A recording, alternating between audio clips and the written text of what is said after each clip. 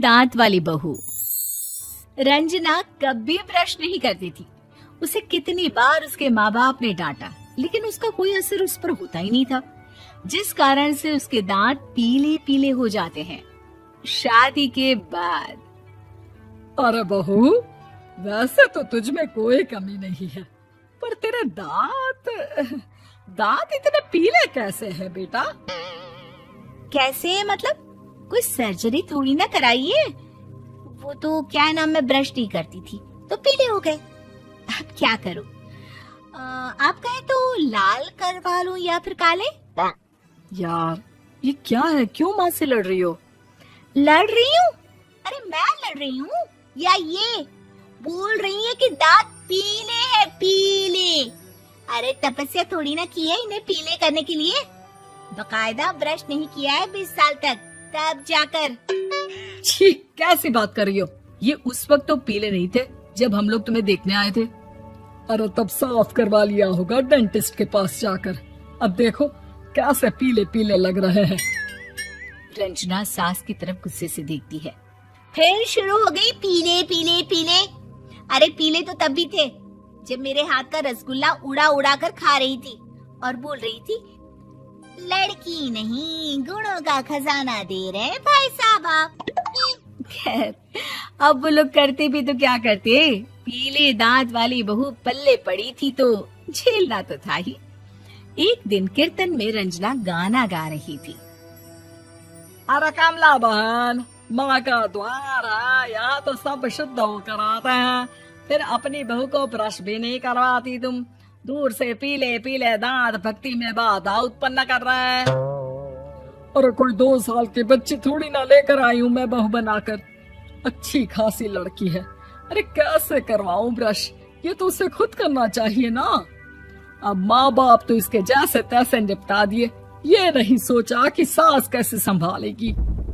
सास बहू को लेकर घर आ जाती है, लेकिन सोच लेती है कि अब इसे लेकर कहीं नहीं जाएगी। अगले रोज बहू कहती है, अरे क्या हो गया, मंदिर नहीं जाना क्या? कीर्तन का वक्त हो रहा है। मेरी मधुर वाणी से कान्हा जी जागते हैं और सोते हैं। आप तो जानती है ना उनकी भक्ति में कितना मन लगता है मेरा। वो क्या है ना, तबीयत ठीक नहीं लग रही है मेरी, आराम करूंगी मैं। तबीयत ठीक नहीं लग रही? अभी तो मिथुन के गाने पर नाच रही थी आप, और अब बोल रही है कि तबीयत ठीक नहीं लग रही।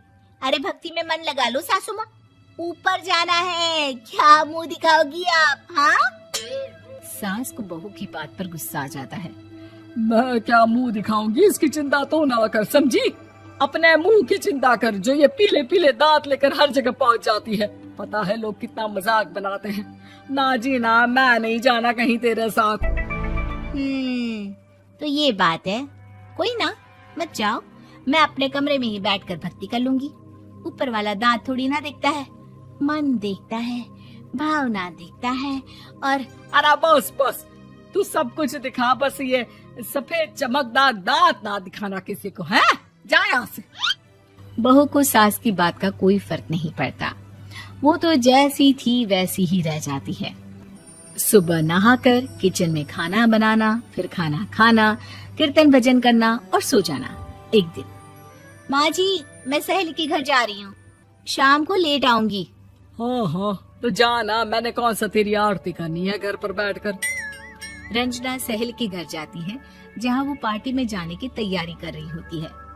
अरे शिखा, कहाँ जाने की तैयारी कर रही है? मैं गलत वक्त पर आ गई क्या?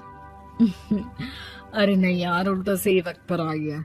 मैंने ये साड़ी और ज्वेलरी निकाली है यार, शाम को इनके ऑफिस की एक पार्टी में जाना है। बताना कैसा लग रहा है ये सब?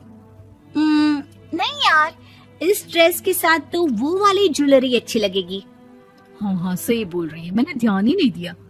वैसे तो हमेशा से मस्त फैशन सेंस रखती है। तो बड़ा जाती होगी ना पति के साथ पार्टी में। रंजना कुछ नहीं बोलती, बस सोचती है कि यार काश ये बात सही हो जाती, पर मैं क्यों नहीं जाती पार्टी में? क्या इन लोगों की कोई पार्टी होती नहीं होगी? रंजना घर आती है और रात में पति से सवाल करती है, एक बात बताइए, आप मुझे किसी पार्टी में क्यों नहीं ले जाते? क्या आपके यहाँ ऑफिस में पार्टी नहीं होती? पति बेचारा क्या कहता कि दांत पीले हैं तुम्हारे इसलिए। अरे कोई पार्टी होती नहीं हम लोगों के ऑफिस में, तो कहाँ से लेकर जाऊं? और मार्केट, मॉल, कहीं वीकेंड घूमना, कहीं तो। अरे यार, सारे हफ्ते में एक छुट्टी मिलती है, तो सोचता हूँ कि आराम ही कर लूं। क्यों? रंजना मन मार के रह जाती है।